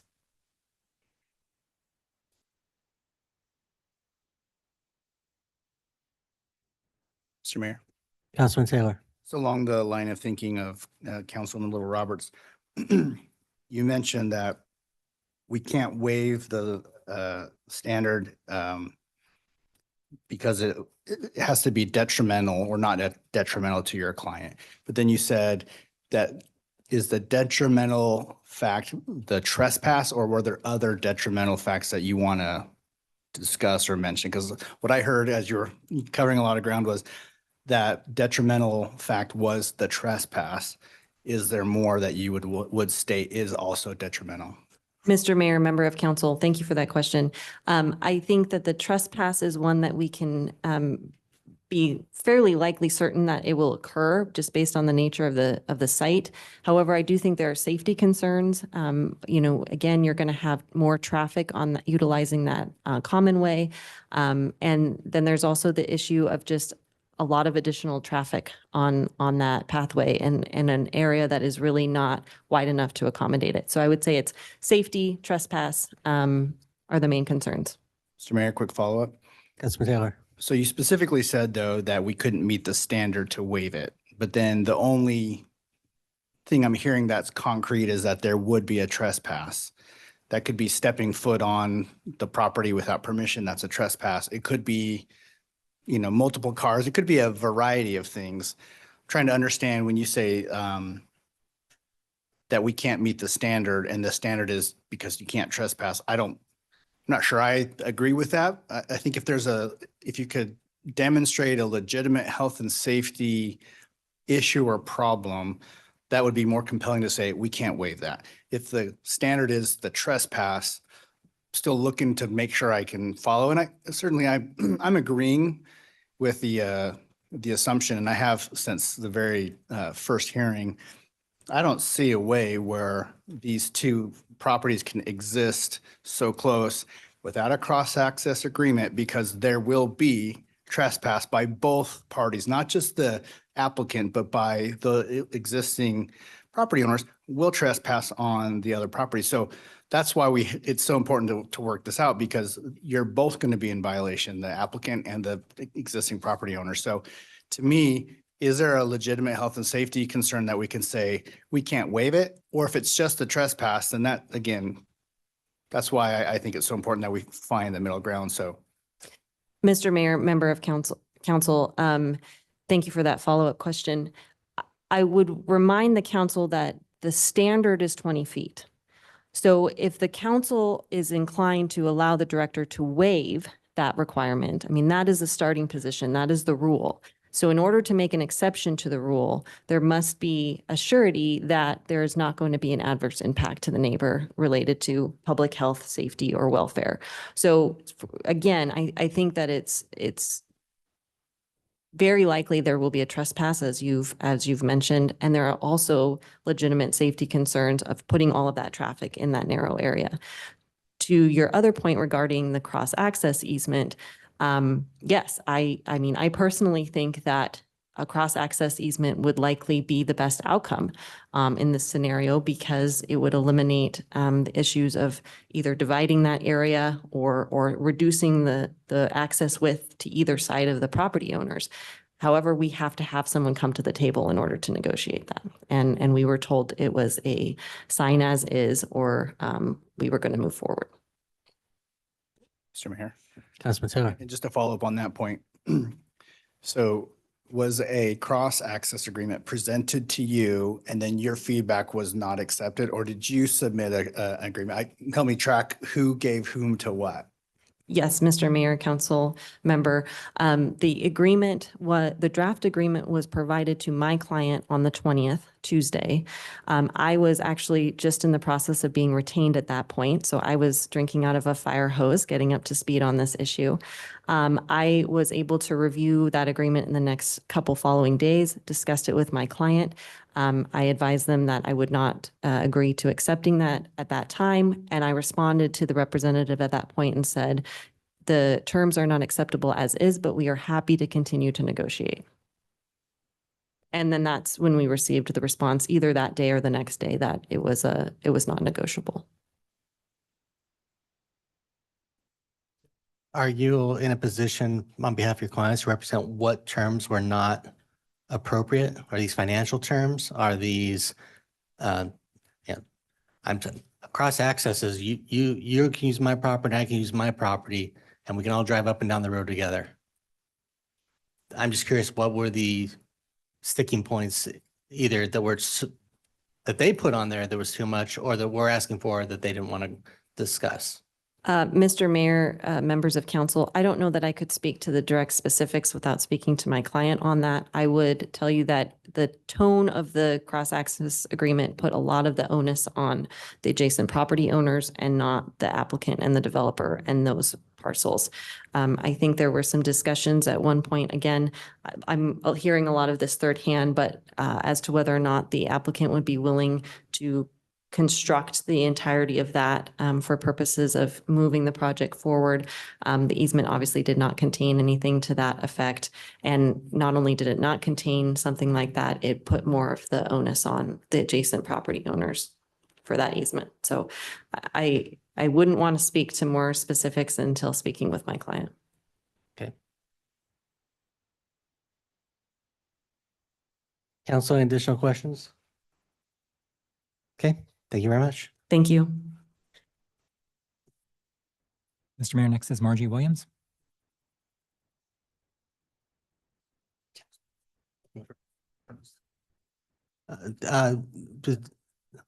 Did your attorney just speak on your behalf? Yes, They took your time. it's a statement from a neighbor. This is not my words. If you want to get it to the clerk, then he can pass it out. Okay, And Mr. Mayor, I can bring that up, but I believe it's what I've already passed out. this is the original copy. Will I be getting it back for my file? If it's from Carol Fusselman, we already have a copy. We don't need an original.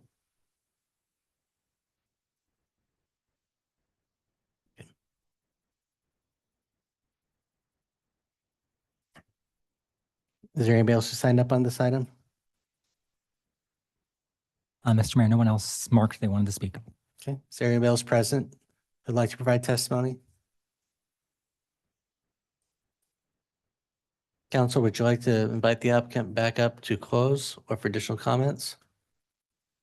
There's no other testimony. Okay, invite the applicant to come up to close.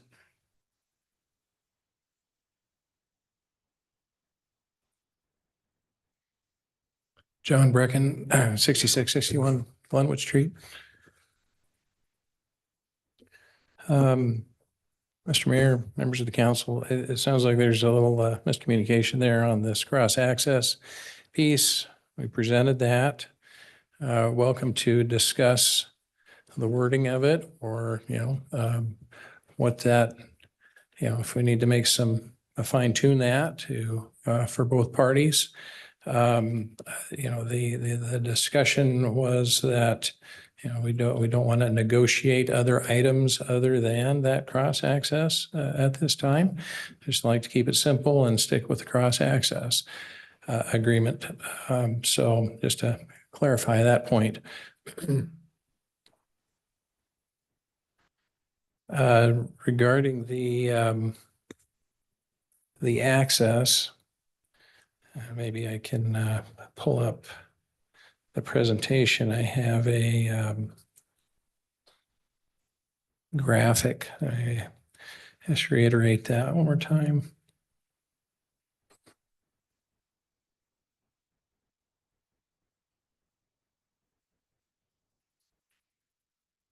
But in essence, this, what we're proposing is only going to improve the access.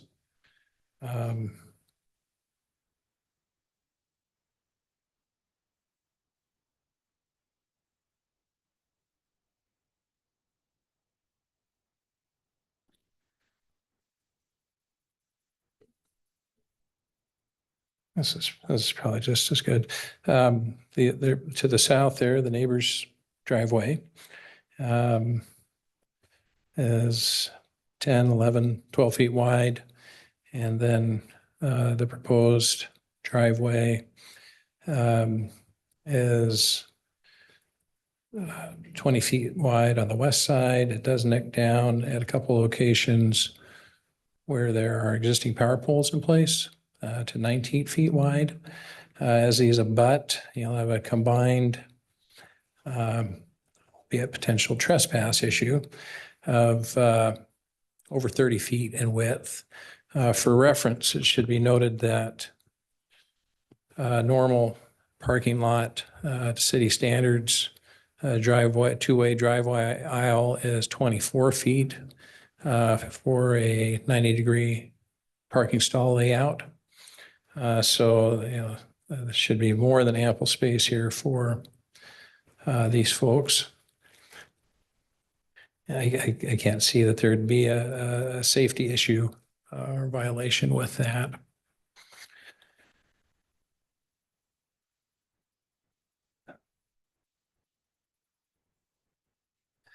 I think those are the main issues there. I have some other response if we wanted to get into some details on the letter and the code notations. Stand for questions. Mr. Mayor. Councilman Taylor. So the last time we had this hearing, there was some discussion that the neighbors were wanting to have some, if I remember correctly, have the applicant pay for the resurfacing of the driveway. I'm assuming that was part of also the feedback was, again, you wanted the cross-access agreement. They might be wanted a few other things which you weren't, your client was not willing to enter into. Was there anything that they proposed back that was non-financial that was a new consideration that you thought you could do? Because what I'm hearing is you said here's the cross-access agreement. This is it. This is all we're okay with. They came back and said, well, here's some feedback. Maybe some of it was financial implications. Maybe some of it was more. I'm just kind of curious.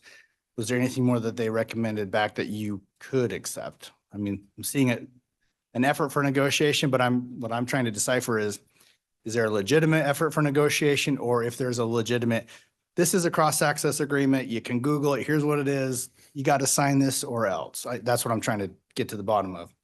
Mr. Mayor, Councilman Taylor, there really wasn't any back and forth. You know, we presented it. They came back and requested to negotiate further. And we said, well, we don't really want to negotiate these other items. We just want to focus on the cross-access agreement.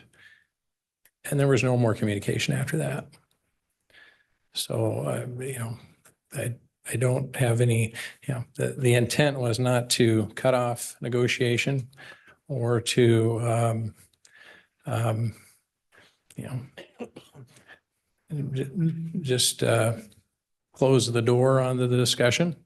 You know, as you mentioned last time, there was some discussion about a request to rebuild their driveway, put in a landscape berm, and these sorts of improvements. And that is what I guess understanding as further negotiation would entail those items in lieu of syntax errors or verbiage within the cross-access agreement. Cross-access agreement is fairly straightforward. We're just talking crossing over the property line.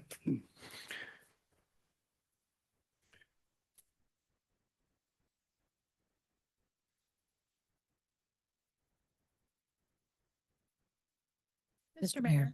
Councilwoman Little Roberts. Mr. Mayor, this is actually a question for Bill. Are we within our purview? I'm feeling like we're maybe a little bit out of our lane. Mr. Mayor, members of council, Councilmember Little Roberts, yes and no. I mean, the intent of this is just a plat. So, I mean, it is a really fairly narrow land use application. But it was the desire of the council in these hearings to try to sort of manage both the expectations of the incoming new property owners on the north, as well as balancing the needs of the property owners on the south. And as you've seen in that picture, it's a fairly narrow roadway either way. Now, again, we have evolved from this conversation at the planning stage and in the legal department from from one solution of putting a fence down the middle of the road, which makes zero sense, but legally certainly is one solution, probably the worst solution, to try to make it more reasonable.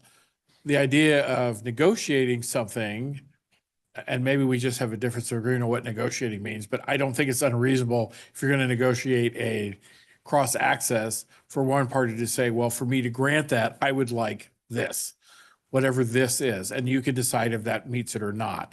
To say that, no, we're only talking about syntax errors is not something I'm used to. Somebody saying that that's what negotiation is. But again, the council doesn't need that and doesn't have to have that to make a decision if that's your desire. I think it is reasonable to want to try to resolve this, but if it's unresolvable, the council can do this. We have some disagreements on interpretation of the code. We have some disagreements. The easement does meet our legal requirements.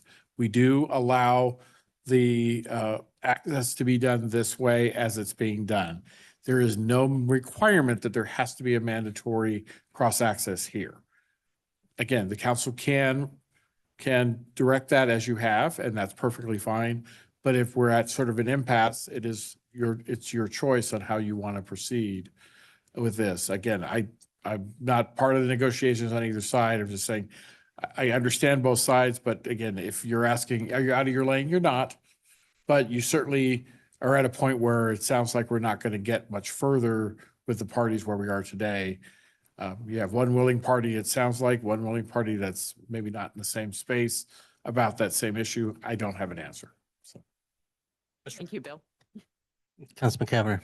Mary, is the lack of a cross-access agreement a defendable reason for council to grant a denial to a preliminary and final plat? No, it really is not.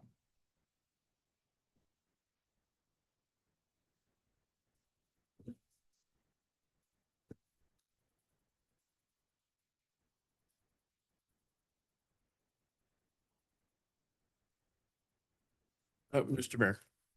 Mr. Herring. I guess I need to temper that a little bit, Councilman Cavanagh, and I apologize.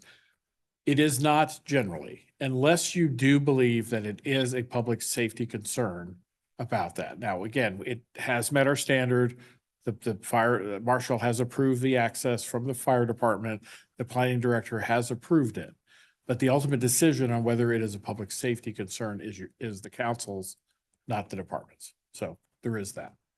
Mr. Mayor Fulton, Councilman Cavanagh. our fire team question. Council were to condition a fence to separate both of these driveways, would a fire truck be able to adequately serve either of the residents? Mr. Mayor, Councilman Cavanagh, it really depends. And what I mean by that is it does meet our minimum for a driveway serving these lots. However, based on the available water supply in the area and there being no hydrant on that street, we would likely access on the main public roadway and do our firefighting efforts from that point. The applicant, obviously, if there is no fence, it's obviously given us the turnaround, it's given us better access all the way around.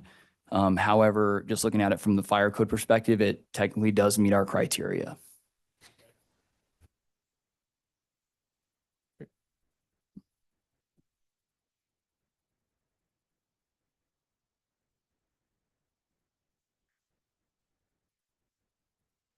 So, Mr. Mayor, Councilman Cavanagh. I was gonna intend to stay relatively quiet tonight, but this is a fascinating issue. I guess the way I look at it is that we do continue to have three options. One is that we grant this request for a preliminary and final. We deny it. I believe we have a basis to provide a denial. Or if council believes that the applicant and the neighbors didn't negotiate in good faith, that was the reason for the initial continuance, we certainly could grant another continuance to a time certain which the council is satisfied that an actual negotiation has occurred. I think two of the three of those aren't great options for you, quite frankly, and for your employer. The one that I think you're probably seeking for tonight, I'm not in support of this evening. So I just want to be upfront with you that I won't be supportive of voting in favor of granting a preliminary and final plat this evening. Just want to be upfront with you. So council, that's where I sit. If council wants to move forward in one way, shape, or form, I'm happy to be part of that conversation. My take is that there wasn't negotiations that happened. You presented an offer. they refused the offer, they presented a counter offer, you refused the counter offer. Wasn't negotiations, in my opinion. I do think there is an argument to be made about a public safety element around this request. So I am sympathetic to that, which would be for me the basis of, making a motion to issue denial for a preliminary and final plan.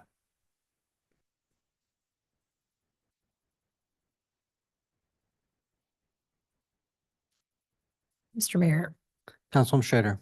what were the sticking points that came up, like from the neighbor's perspective as conveyed to you? Mr. Mayor, Councilman Schrader, there weren't any. We did not receive a counter offer. We did not receive, they said they wanted to negotiate. I think they didn't have time enough for their attorney to go through it or something to that effect. I don't know why we did not receive a counter offer or any detail on what these negotiations would entail. Mr. Mayor, Councilwoman Schrader. not sure that's entirely fair though, right? I mean, they just received the offer from you on Tuesday.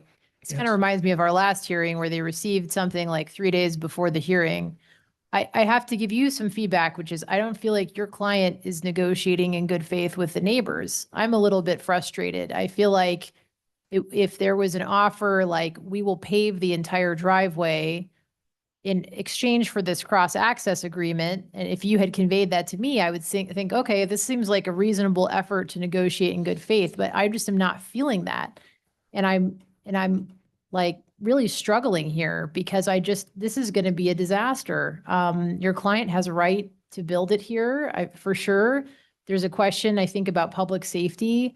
I'm leaning toward like another continuance, but maybe a long continuance to give your client like some extra time to really think about it, because I feel like the good faith negotiation I was expecting to see really did not occur. So I'm feeling frustrated. That's just my feedback so far.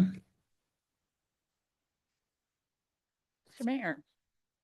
Councilwoman Will Roberts. Mr. Mayor, I tend to agree with Councilwoman Strader that we really thought we were going to see some serious back and forth in this time, and to have it cut so close where they really didn't have time, I would tend to support one more continuance, because at this point, I think I would lean toward denial as well.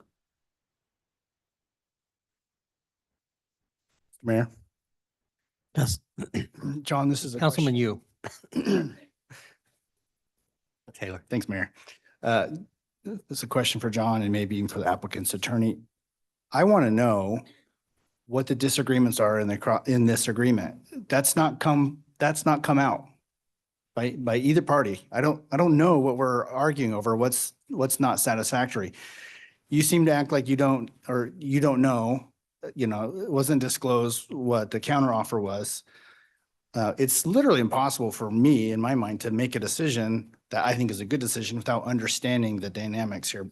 I just don't think it's fair. So can we get this information? Are you willing to disclose what your offer was? And are you willing to share publicly what your response was? Because I would really like to know that tonight, because I said I would not support a continuance. I would say we would make a decision because this is really incredibly frustrating. And I'm very disappointed that we're here, that there was no negotiation. We were adamantly clear on 2 separate times that we expected the 2 parties to work together, and that has not happened. And so that's frustrating. So I would like to know, what are the provisions of this agreement that you guys are not agreeing to? Are you willing to disclose that? And also, if we could then call up the applicant's attorney, if you're willing to disclose what it is on your end. Mr. Mayor, Councilman Taylor, I'd love to get to the bottom of this by myself. I have a copy of the cross-access agreement that was presented, a draft. I do not know what the problem with it is. I had a lack of words. We didn't get any feedback on it, like I said, other than I wanted to negotiate. The interpretation was that was. Mr. Mayor. Yeah, I think the expectation was you guys would actually sit down in a room maybe and talk, and sending emails back and forth is not a negotiation. That's not a real good faith effort in my mind. So, it looked like a longer document. I'm not going to sit up here and read it in front of everyone and try to figure out what's in it. But Mr. Mayor, I would be interested to know if the applicant's attorney would be willing to come up and share as much as they're willing to share in a public hearing on that. Is that appropriate? I guess maybe, Mr. Mayor. Councilman I think Cavanagh it's for a simple. question. Question, because what I'm hearing from Mr. Brecken is we didn't negotiate. Is that a fair statement? There was no opportunity. Okay, that was the purpose of the continuance. There's, You're the applicant, right? So if there was no opportunity, I look at that as you as the applicant for not creating the opportunity. This application was continued so you could negotiate. You chose not to negotiate. And what I'm hearing is we're blaming a neighbor for not negotiating when you yourself said we're not going to negotiate. So I'm just trying to track with what you're telling us and what the purpose of the continuance was for. And the continuance was so that you and your client could negotiate. You chose not to. I'm not that bright, but if I'm wrong, tell me where I'm wrong.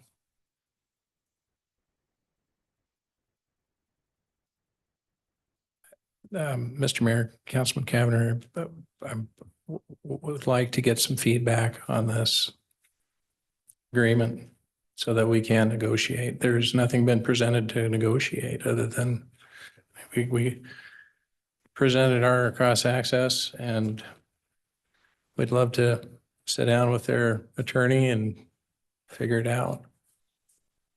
Sir, Mr. Mayor, Councilman Cavanagh. Councilmember Taylor, if the council for the neighbor wants to provide any insight, I think that's a great suggestion. And then certainly the applicant will have an opportunity at the. Yep. Right. Okay.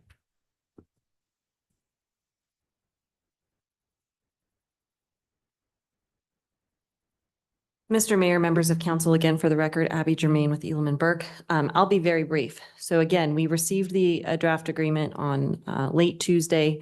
That was then provided by my client to me late that evening. I was still getting in the process of being retained. On Thursday, I immediately responded to the representative and said, we've received the agreement as is. It is not acceptable. We would be happy to negotiate the terms of this cross-access agreement. The response that I received from the applicant, and I'm happy to provide a copy of those emails if the council would like, says, and I quote, "If the agreement is not acceptable as written, we will proceed to the hearing and report that the parties were unable to reach a resolution. If there is a change of heart, we are happy to proceed with the agreement as written." And that was the end of the conversation. My client obviously was not willing to have me continue to redline the agreement if there was not going to be any future negotiations.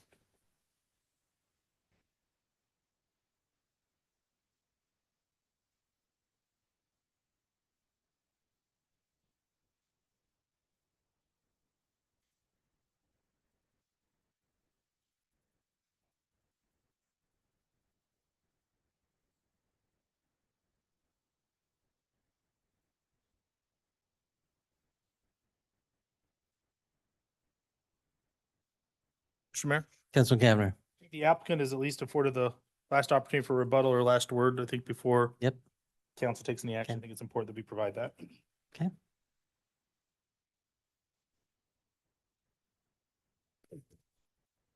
Mr. Mayor, members of the council, I would like to negotiate this cross access agreement with them. I would request another continuance so that we could do that. Mr. Mayor, Councilman Cavanagh. want to make sure, Mr. Breckham, with the neighbors, council shared, that's an accurate depiction of the communication? Not puffery or misleading us in any way? You believe that's an accurate account of the communication that came from either you or your client to them? I do not know, Councilman Cavanagh. I did not see that communication myself. So, Mr. Mayor, council, Councilman Cavanagh. share where I'm at. Clearly, 2 weeks wasn't enough time for them. So I would be looking at a 6 to 9 month continuance to give the applicant ample time to negotiate. So I'm looking at a date of 7/28.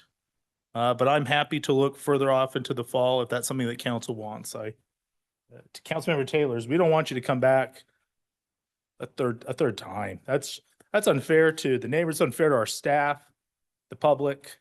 We shouldn't be here tonight. So I assume, Mr. Mayor, Mr. Breckham, 6 months would be enough time for you guys to get this sorted out? Or do you need longer? Mr. Mayor, Councilman Cavanagh, I believe so, yes. So, Mr. Mayor, I'd move that we continue this public hearing on this item to July 28th. Second. I have a motion and a second to continue this item until July 28th. Is there discussion on the motion? If not, all in favor, signify by saying aye. Aye. Opposed, nay. The ayes have it, and the item is continued to July 28th.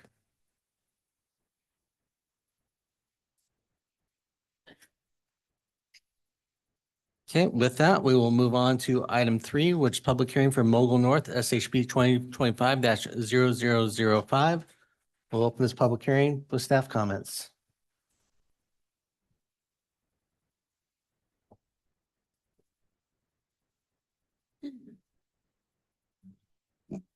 Thank you, Mr. Mayor, members of the council. The next application before you is a request for a short plat. This site consists of 6.76 acres of land. It's zoned ME and HE. It's generally located a quarter-mile east of South Black Cat Road on the south side of West Grand Mogul Drive at 4305 West Grand Mogul Drive. This is a re-subdivision of Lot 2, Block 1, Vanguard Village Subdivision Number 1. Future development of the property is governed by the Vanguard Village Development Agreement. The comprehensive plan future land use map designation for the property is mixed employment in the 10-mile interchange specific area plan. The proposed short plat consists of 4 building lots on 6.76 acres of land in the ME and HE zoning districts. Access was previously approved via West Grand Mogul Drive, a collector street, and South La Vista Lane, a private street. A cross-access easement is required to be granted between the proposed lots and the property to the west. A cross-access easement is depicted on the plat to the property to the south. No new access is proposed. Street buffer landscaping was reviewed and approved with the previous subdivision, Vanguard Village Subdivision Number 1. No changes are proposed, and that developer is responsible for that landscaping. No written testimony has been received on the application. Staff is recommending approval with the conditions in the staff report. Staff will stand for any questions. Thank you. Council, any questions for staff? Okay, would the applicant like to come forward?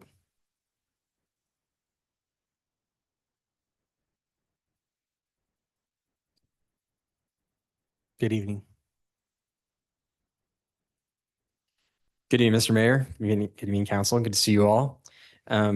As Sonia pulls it up, it's a pretty straightforward application tonight. There's 2 of them that are part of the same project. This first one is the northern portion, which is the Mogul North. Thank you, Sonia. Yes, my name is Patrick Connor. Address is 726 North Pierce Street, Boise. So the vicinity map is, like Sonia said, is part of the Vanguard Village subdivision.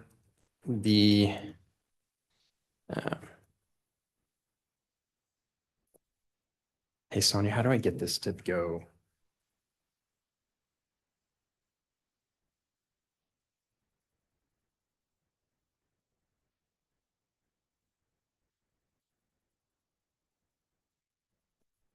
Sorry.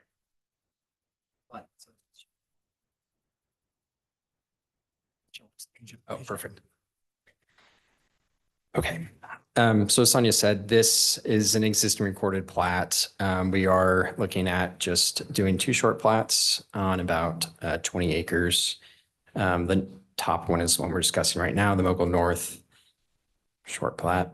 This is the overall development plan, and the intent for this application is so we can have each of the buildings that's planned there on that single lot on 4 individual lots will be separately owned by separate owners.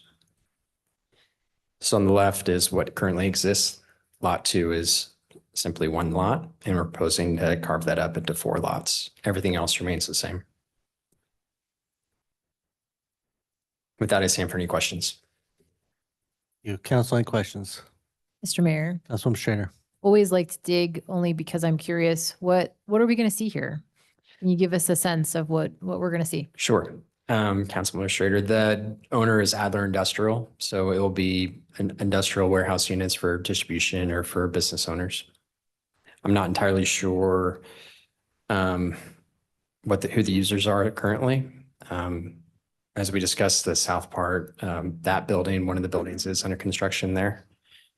for warehouse space and distribution space. Councilman Cameron. It's rare for us to get this robust of a preliminary plat presentation, so. Sure thing. Council, any additional questions for the applicant? Okay, Mr. Clerk, you want to sign up to provide testimony? Mr. Mayor, no. Okay, is there anybody present, either in the room or online, who would like to provide testimony on this item? If you're online, use the raise your hand.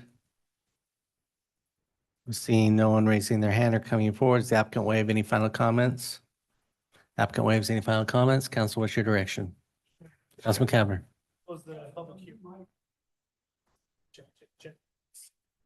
Check, check, check. Thanks, Dean.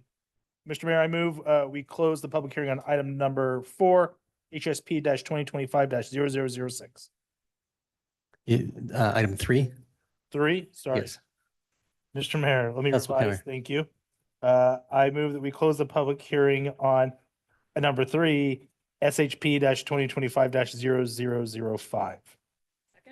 I have a motion and a second to close the public hearing. Is there any discussion? If not, all in favor signify by saying aye. Aye. Opposed, nay. The ayes have it. The public hearing is closed. Mr. Mayor, Councilman Cameron. move we approve item number 3, SHP 2025-005. Include all staff and applicant testimony. I have a motion and a second to approve item 3, SHP 2025-0005. Is there discussion on the motion? If not, clerk call the roll. Thank you, Mr. Mayor. Cavanagh. Aye. Taylor. Aye. Schrader. Whitlock. Aye. Little Roberts. Aye. Overton. All ayes, motion carry, and the item is agreed to. Next item up is item 4, public hearing for Mogul South, SHP 2025-0006. Open this public hearing with staff comments. Thank you, Mr. Mayor, members of the council. The next application before you is a short plat as well. This site is just directly to the south of the last application. It consists of 12.89 acres of land. It's zoned ME and HE, and it's generally located a quarter-mile east of South Black Cat Road on the south side of West Grand Mogul Drive at 969 South La Vista Lane. This is a re-subdivision of Lot 1, Block 1, Vanguard Village Subdivision Number 1. The comprehensive plan future land use map designation is mixed employment in the 10-mile interchange specific area plan. The short plat consists of 2 building lots on 12.89 acres of land in the ME and HE districts. Access was previously approved via South La Vista Lane, a private street. A cross-access easement is required to be granted between the proposed lots and the property to the west. A cross-access easement agreement is depicted on the plat to the property to the north. No new access is proposed. Like the last application, street buffer landscaping was reviewed and approved with the previous subdivision, Vanguard Village Subdivision Number 1. No changes are proposed. No written testimony was received on this application, and staff is recommending approval with the conditions in the report. Staff will stand for any questions. Thank you, Sonia. Council, any questions for staff? Okay, then invite the applicant to come forward. Hello again, Patrick. Thank you. Patrick Connor, 726 North Pierce Street, Boise. So the southern part of this application, it's changing from 1 lot into 2 lots. And that is depicted there. Thank you. Council, any questions for the applicant? Thank you. Thank you. Anyone sign up on this item? Mr. Mayor, no. Does anyone like to come forward and provide testimony, or raise your hand if you're online? Seeing no one doing that, applicant waive any final comments? Applicant waives. Council direction. Councilwoman Schrader. I move that we close the public hearing. Second. Motion second to close the public hearing. All in favor signify by saying aye. Aye. Opposed, nay. The ayes have it. The public hearing is closed. After considering all staff. Councilwoman Schrader, So, you're good. apologies, Mr. Mayor. Just, it's for Dean in the record. Councilwoman Schrader. I move to approve file number SHP 2025-0006 as presented in the staff report for today's hearing date. Second. Have a motion and a second to approve item 4, SHP 2025-0006. Is there discussion? If not, clerk call the roll. Thank you, Mr. Mayor. Cavanagh. Aye. Taylor. Aye. Schrader. Aye. Whitlock. Aye. Little Roberts. Overton. All ayes, motion carry, and the item is agreed to. Council, anything under future meeting topics or a motion to adjourn? Mr. Mayor, make a motion that we adjourn. Second. Motion second adjourn. All in favor, signify by saying aye. Aye. Opposed, nay. The ayes have it. We are